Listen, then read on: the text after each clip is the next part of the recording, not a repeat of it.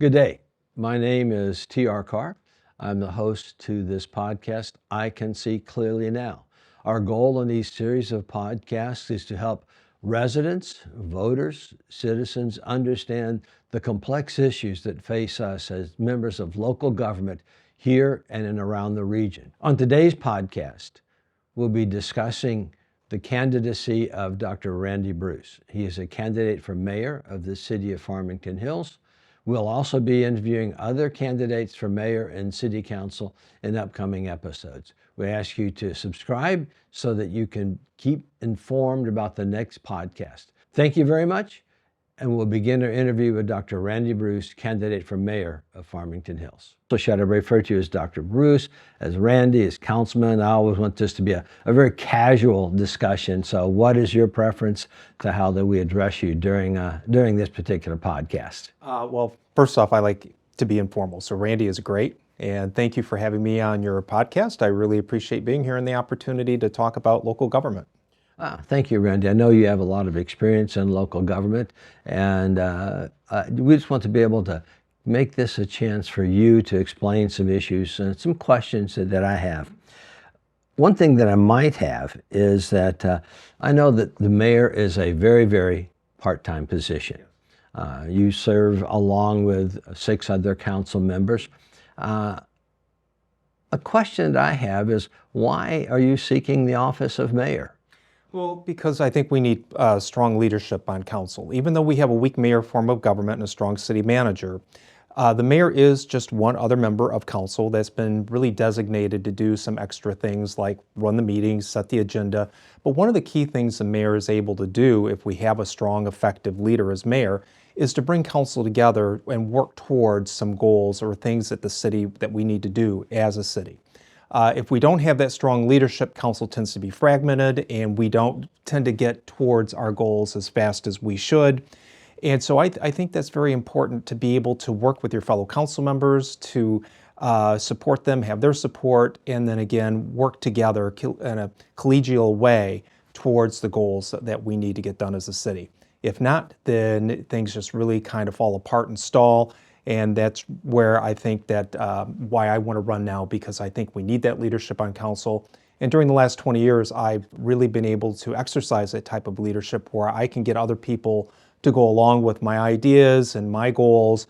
And that's why over the last 20 years, I've been able to get so much done on council and why we've really, I think, grown and done some really great things over those last 2 decades. So if I hear you correctly, what you're saying is that the mayor does not have very much formal power. The influence that a mayor has is really building coalitions and alliances and building relationships with members of the city council. Is that correct? That is very true. And the mayor, the thing to remember, I think that's very important is besides being a weak mayor form of government, that the mayor is just one vote on council, one of 7. And so that the council can override the mayor, but the mayor can't override the council. And you need minimum 4 votes to get anything done on council. But you're right in terms of how you summarize that. It is really the job of the mayor to pull the council together and to move us forward.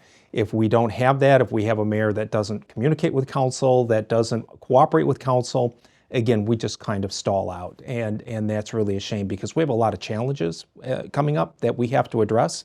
And if we don't have that strong leadership, I'm afraid that things are just going to not get done. And in fact, I think the city can be harmed by not addressing the concerns that we have. Just as a point for the individuals that are watching this podcast, you referred to a strong mayor and a weak mayor form of government. Just so that people understand, a weak mayor is one which does not have veto power. A weak mayor does not have appointive power. A weak mayor is designed to be the presiding officer to work with other members of the council. So when you refer to a weak mayor form, that's what we have.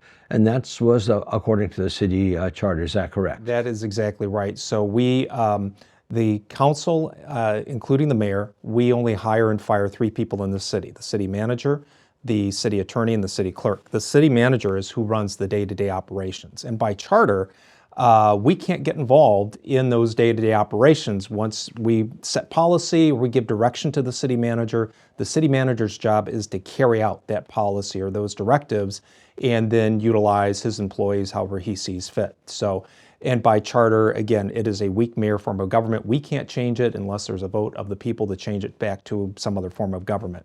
And so it's I think, one of the best forms of government that we have, especially for smaller cities. In larger cities, you begin to see them have strong mayors like Detroit. And that's a full-time position where the mayor really runs everything. And but in smaller cities like ours, I think it's the best form of government to have.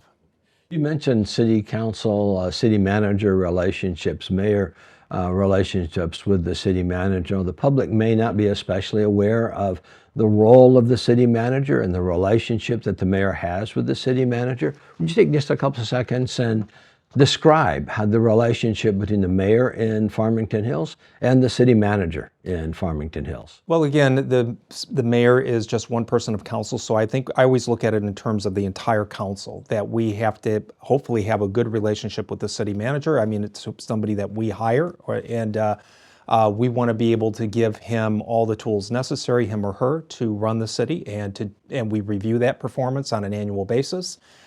So that if things aren't happening the way that we would like to have them happen, or if there's issues, then we bring those up during that annual review.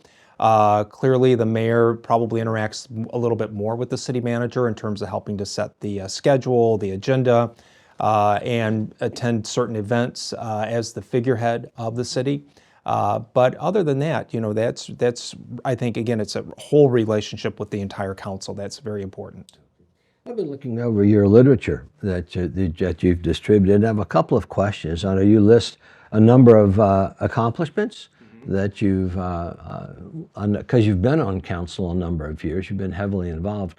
What are the 3 or 4 accomplishments that we can attribute to you as a member of the Farmington Hills City Council that you're most proud of? One of the things I'm most proud of is it was my idea to study and build the water tower that we have in the city, because I was concerned about how fast water rates were going up, and we were told there was really nothing we could do about it. We just had to accept it and approve them from the Detroit Water and Sewage Department and then Great Lakes Water Authority. And several years ago, I approached the city manager and I said, why don't we study the idea of a water tower? And I'd looked into those and I thought it could save us some money. And that's exactly what we did. We had Oakland County come in, they studied the issue, they came back a few months later and said, if you build this water tower that we are presenting to you right now, we estimate that you'll save over $3 million a year in costs to the ratepayers of the city of Farmington Hills. And it was really almost a no-brainer to do it. And we built it, and sure enough, we've been saving about $3.5 million a year in water rate increases. And not only that, it provides 24 to 48 hours of emergency water supply in case something happens. And it also helps stabilize water pressures throughout the city and make them even more effective. So it had a lot of benefits. And just the small cellular antennas that we have on the water tower, we actually make about $200,000 a year from rental of those cell towers. So it's not only saving us money, it's making us money. Another thing I was very proud to do was help establish our dog park, because that was something I really wanted to get done, and a lot of people wanted to have me work on when I was first elected, because I'm a dog lover. We have a lot of dog lovers in the city, and it's been very, very popular. Another thing that I was able to get through was one of the most comprehensive dangerous animals ordinances in the country to help protect our citizens and our pets from people that have animals that are classified either as potentially dangerous or dangerous. I helped establish the Grand River Corridor Improvement Authority that has now got about $1 million in the bank that we can start using to help improve Grand River between Orchard Lake and Inkster. Tell me a little bit about the Grand River Improvement Authority. That's an important issue probably for economic development in the city. Yeah. We created that probably about 15 years ago, I think now. And what the goal was back then, when you develop an authority, you allow capture of tax increases. You have to get approval from different taxing organizations or agencies. And the tax increase, a small portion of that comes to the authority. And it took several years, because when we established it, it was really during the Great Recession. So we knew it would be a few years before we'd start capturing some of those taxes. And then a number of years later we did. And so now it has added up to almost $1 million. And the goal of that is to help with renovation of that roadway, facade improvement, loans to businesses so that they can help improve the look of their buildings or other business operations. And when you do that, you help improve that whole corridor. It attracts more businesses. It's more pleasing to people that want to maybe move into that area, that surround that area. So it has a lot of other benefits as well. So we're hoping that we can really start making that area look a lot better because it's an old area, it's kind of tired looking. And so we have to start really looking at new ways that we can help really improve these different corridors that we have, some of which are definitely in need of some renovation. One question I have, this is something the public should be aware of. I don't think they are. I'm going to deal with the issue of campaign finance. So I'll ask you in round numbers. We're not dealing with down to the dollar or a penny, but about what will be your size of your campaign budget for this particular election cycle? This is all public. We might tell people all of this is in the public record, but you have to go to the county to find it. So we'll just ask each candidate about that. So Randy? Well, I'll raise about a total of $40,000, which is really unusual because before we never used to have to raise that much to run for mayor. It was maybe $5,000 to $10,000, but apparently that era is over. One of the things I only take money from is from private citizens. I don't take money from developers, from PACs, from unions. I'm not going to be owned by anybody other than our citizens who I want to have a voice in our local government. I don't want to be controlled by these outside interests. And I think it's very important for people to take a look at the campaign finance reports of the different candidates. And they are available, as you said, on the county website. You can Google it and it'll take you right to the campaign finance reports. So that'll be very important for people to look at is who is donating to the candidates that are running either for city council or for mayor. And you have to be careful when you see maybe a candidate that has a lot of outside interest groups contributing to their campaign, because why do we want people, organizations or PACs that are located in California or New York or Florida controlling who our mayor and city council are? I think there's a certain danger in that. And my pledge has always been I will only take donations from our citizens. And if you look at my reports, I think about 99% are citizens. The other little bit are my relatives that may not live in the area. And that's it. It's all private citizens. And that's the only way I have raised money for my campaign. That's an important issue because, my experience in local government is that individuals who contribute have access. It's not control, but what we want to do is be sure that this is my bias, my perspective, is we want a local official to be bound to residents within the local community. That's exactly it. So if you see a candidate that has a $5,000 check from a particular PAC or professional organization or union, they're going to want something back for that money. They're going to want access, they're going to want maybe some favors, whatever, possibly down the road. And it does influence, I think, sometimes how people vote on different issues. So that's why I don't want that influence on me. I only want the small donations from our citizens, and that's it. So I don't take that other type of money. So if I hear you correctly, you're saying that most of your contributions are from individuals. Absolutely. And you don't have large corporate or union or PAC donors supporting your campaign. Zero. Is that correct? That's correct. Zero. Okay, that's good to know. One question that I would ask you, a lot of people don't know about this, is they don't think about it, just you're raising $40,000. Where are you going to spend it? What's the purpose for raising that kind of money?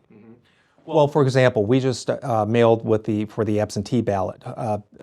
They went out last week. It was 21,000 absentee ballots that went out. To mail to everybody who gets an absentee ballot my flyer so that they can see what I'm about, just that mailing cost over $10,000 just for that one mailing. If you do any kind of print advertising, it's very expensive. If you have any type of text messaging or other types of ways to do outreach with the voters, it's incredibly expensive. Signs, yard signs. My yard signs cost over $10 a piece. And so we've already ordered 250 of them. So that's a lot of money right there. So really just about everything you do is a very expensive, a high cost. And so that's why we have to raise the type of money that we do now. And, there's certainly, I think, a lot of concerns about too much money in politics as it is, but especially local politics. It is. And my own experience from when I lived in Missouri is that people are amazed at what it does cost to get the word out. So, but we want to be sure that how you're spending it, and that your accountability is to the residents of Farmington Hills. I think that's probably a good value to have, and we would applaud you for that. You have to. I think it's also important for people to know those campaign dollars. You can only spend on your campaign or on somebody else's campaign. You can't keep that money for yourself. So that's got to be spent on campaign-related activities, and that's pretty much it. So it's an important thing, I think, for our viewers to understand, is that the money that you raise does not line your pockets. It is something that must be spent, and the reports are given. Tell me how often the reports are submitted to the officials, I guess, at Oakland County. Yeah. It depends on whether or not you're running for office this year or a different year. If you're in office, there's different reporting requirements. But for example, my first report, I think it was due back in, March or April of this past year. And the next one is coming up in about 2 weeks. So there was a big gap. And so the other one, I think, is due October 25th. So after that, pretty much the next day, anybody can go online and look at those campaign finance reports. And I think that's a good thing to do. I think people should be aware of who's funding your candidates, who's funding the people that are going to end up being your mayor and your council people, because that's who has the control of those individuals as far as I'm concerned. Another question that I know has some interest in the public, it deals with senior services. My understanding is that the city council, a couple of years ago, signed a contract with a consulting firm from Atlanta, Georgia, to look at the budget, the programs that are offered by special services. Now, special services in Farmington Hills covers park and recreation as well as senior services. And my understanding, you can correct me if I'm wrong, is that one of the tasks for this particular consultant group was to look at where we might look at locating senior services in the future. We know the Caustic Center is old. It has the pool leaks a lot. There's some other issues. Could you tell me where you see we are in that process of determining where to locate senior services? We're not where I want us to be. I think it's taken too long. I would rather see more expediency in terms of us determining where a new caustic center will be located. So I believe we just had a major a review of their report a couple of weeks ago. I'm hoping by sometime near the end of the year, beginning of next year, we'll have more firm information from them about looking at different areas and the costs of building and maintaining a facility. Obviously, a lot of people want it in the area where the current caustic center is, and there's land in front of the old caustic center that I think would be an excellent choice. Then we have two other options at OCC and at the Hawk. And every place has its advantages and disadvantages. And one of the things we have to look at is not only the cost of building a new facility, which will be between $25 and $30 million, but maintaining that facility into the future. And if you don't account for those maintenance costs, what it costs to run in terms of programming and staffing, you're only looking at half of that puzzle. So we have to make sure when we get pro formas on each site, it looks at not only building, but maintaining that building with the maintenance and programming over the next 10 to 20 years. And that will determine probably where that's going to be. I believe that will probably end up being at the Caustic Center. But again, I can't predict the future. And plus, I'm one vote on council as mayor or council member. You have to get at least 3 other votes to determine where that's going to end up. And so there's a lot more information we have to gather before we decide. But clearly, the Caustic Center has to be replaced. I will do everything to make sure that Caustic Center remains open and available for our seniors until a new facility is built. And when we have a new facility, the things that I'd like to see in there would be obviously a brand new 6-lane pool, indoor, outdoor track of some sort if possible, sundry store, spa, even maybe a small fire mini station there, because if it is located in front of the old Caustic Center, We have the Rose facility in the back, and there may be new senior housing built where the current Caustic Center is. So I think there's a lot of great things we could do. It would be more efficient, and I think it'll be a beautiful facility that will be there for at least another 50 years. So we have to get this right, and that means really looking at all the data, and I'm a data-driven person. I'm a scientist by training. So we have to have all the good data, and then also combining that with what our citizens want. And it's clear where our seniors have been very clear about where they want to see the new center located. And this is something that I've always said will also help our seniors age in place. It could provide a lot of services, some great facilities for them to do a number of different things that they want to be able to do. So that's going to help them age in place in our city, and that's exactly what we want to see happen. I know that's a good point, because in my subdivision, it's kind of turning over. A lot of new families have moved in with young elementary age, middle school age children. So one of the issues is for the seniors that are here that do not want to leave Farmington Hills, so we need the resources for them. One thing that I found kind of interesting, I spent time reviewing a couple of the consultants' reports, and there was no cost data, hard data on what it would cost to move it to the Hawk. I know as I've met with seniors in preparation for these series of interviews, the seniors have felt, whether they're correct or not, that the administration seems to want to move everything to the Hawk. But the seniors have expressed to me that the Hawk is 55 years old, needs a lot of, now I do know the consulting report said there is a significant amount of expenditures have to be put on the Hawk right now just to preserve it, and then to add the cost of building a pool, a gymnasium, and other meeting rooms. I haven't seen data on that cost. Will that be forthcoming in the not too distant future? What is your take on that? I'm hoping that it will. Here's some things I think is important to understand. First off, you're right about the Hawk being an older building. The first two floors look amazing when they were completely renovated after the city took over the building. The third floor still looks like an old high school because it's all lockers and it's a very, very big area. You can't put a pool up there. You know, just is architecturally not sound enough to put a very large, heavy pool on the third floor. So you'd have to build a separate facility. And the other thing I would not be in favor of would be mixing seniors with the other people on the first and second floors. The seniors don't want that. The younger people, I don't think, would be happy with that. So, you know, if for some reason it's built near the Hawk, it would have to be a separate facility, maybe connecting to the third floor to do certain things on the third floor, like maybe having an indoor track there, maybe some other meeting rooms or whatever. My fear is the cost of how you would have to redo that whole landscaping, the way the land is there, would maybe end up being cost prohibitive. But again, we have to look at all the data. We have to look at not only building that facility, as I said earlier, but how much we're going to spend on programs and services. And when the one thing that's could be a benefit there would be the efficiency of having all the staff there on one campus.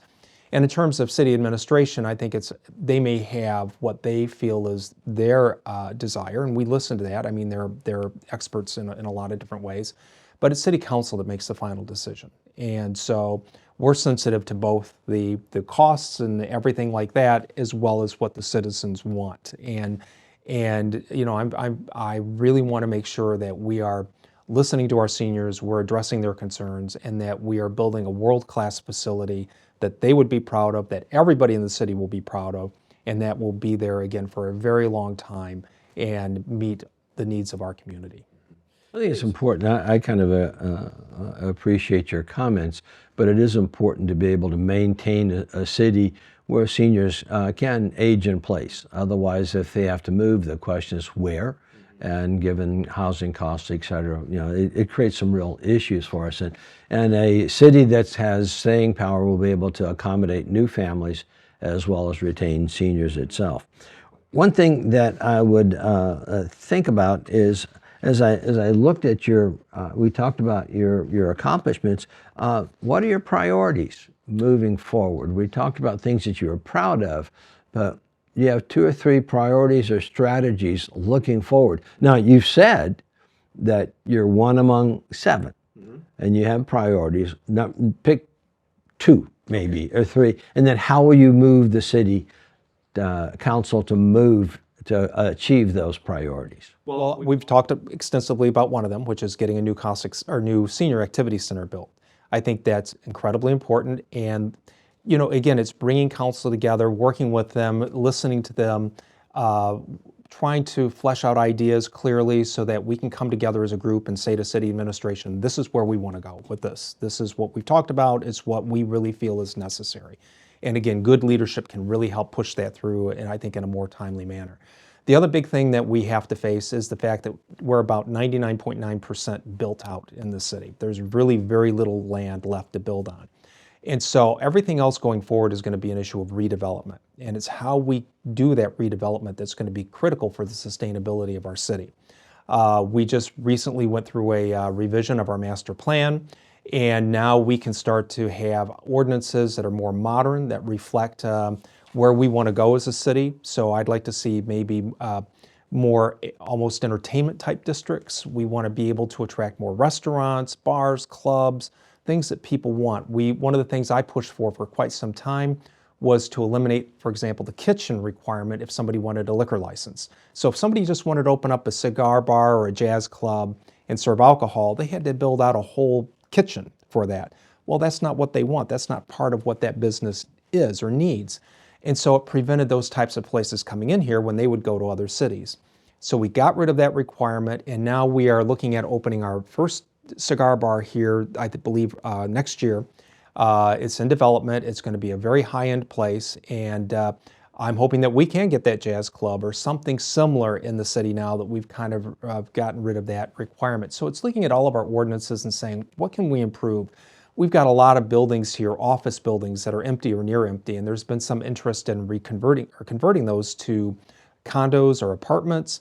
Maybe again, looking at how we have zoning where we have business on the first floor and residential above that in a mixed use or overlay zoning type of environment. And so we have to start making changes that way. We have to improve the walkability in different areas of the city. We are rated very low in walkability, but that's because of how we were developed. We are a high-tech bedroom community that was developed starting in really the 50s, 60s, and 70s, and it was a typical suburban model of suburban development. But that doesn't serve seniors and young people now because they like to live in places where it's easy to walk to a store, to a restaurant, to a movie theater, and not always have to jump in their car and drive 2 or 3 miles to get something. So we have to see what we can do to improve some of those areas so that we can, again, attract young families here and keep our seniors here as well. We're competing with cities that are growing around us that are new cities. I mean, South Lyon, Commerce, Novi, all of these places are growing like crazy, and we have to compete with them. And if we don't, then we're going to be on the short end of the stick. We've been able to regrow our population from about 79,000 to about 84,000 now. And so we are seeing more young families move here, and that's great for our school systems. That's great for all of our other businesses here. So we have to make sure we are an attractive city to all of those groups so that we can sustain ourselves well into the future.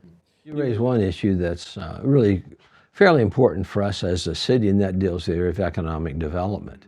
I know as we look at the city itself, the economic base has changed somewhat, but we have a lot of small businesses. But at the same time, we have large corporations. We have we did have Mercedes-Benz, and they've announced they're going to withdraw, maybe consolidate their operations in Atlanta, Georgia. At the same time, we have Nissan, we have Bosch. We have Humanetics building all of the crash dummies. Those crash dummies are about $1 million a copy.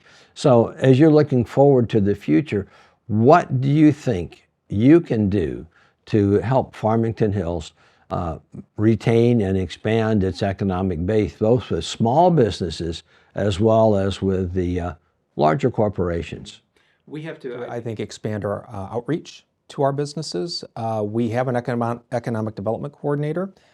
Do we need to add to that? Do we look at how we do better outreach even on a daily basis? I would love to go knock doors of businesses as mayor and try to keep my finger to the pulse of the business community here and see what they need, what's blocking them from expansion, what is there any desire that they might want to leave the city, and how do we retain them? How do we keep them here? We were blindsided by the Mercedes Mercedes Financial Services leaving here. They just built that building. It's beautiful on the inside if you've ever had a chance to go in there. And I think it's only about 5 years old. That it's not an old building at all. And they built here because they wanted to be close to the auto industry that they serve. So it makes me wonder, was there a chance to keep them if we had known in advance and had been able to do some sort of meeting with them or something else to see what their concerns were? The fact that we were blindsided and I found out in the newspapers, that is not how we should be finding out that one of our biggest employers in the city is leaving. And so, in past administrations, I'm not sure that would have happened. We had good outreach by different mayors and our economic development people. And so, again, I'm very disappointed that they are leaving. I think it takes a lot of effort on the part of the city and the mayor to do that outreach and go door to door and meet with different businesses, every week if you can, and just be able to see what their needs are and find out if there's any issues that maybe we can, make some changes so that we keep them here.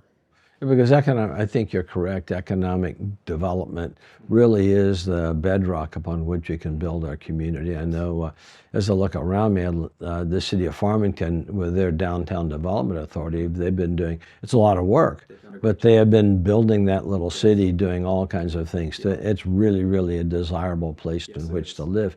And my view is that the city of Farmington Hills needs to become more aggressive in terms of it. So if I hear you correctly, that's what you're saying. So. Yes, absolutely. I don't think you can do enough outreach when it comes to this type of thing. So I think we have to be much more active, and we need to look at what else can we add to this so that we are making sure that we are in contact with our business community and that they know who to talk to if there's any concerns. And I don't want us to be blindsided again when a large company wants to pick up and move. I want to know about it before that happens and see what we can do to make sure that they want to stay here in Farmington Hills, because we have so much to offer here. We are so centrally located. You can get on a freeway here and be anywhere in almost no time. And so we have a great location. We have a great housing stock for the employees that are here. So we have a lot to offer. And so I don't think there's any reason that we should be losing businesses to any place else. Well, Randy, I do appreciate your taking the time to appear to talk a little about your vision for the city of Farmington Hills. In closing, what I might say is, what is one particular strength that you have, that you bring to offer the voters in Farmington Hills? And then following that, any last comments you'd like to make to residents as they're concerned about casting their ballots? So what is your strength, and then why should they vote for you?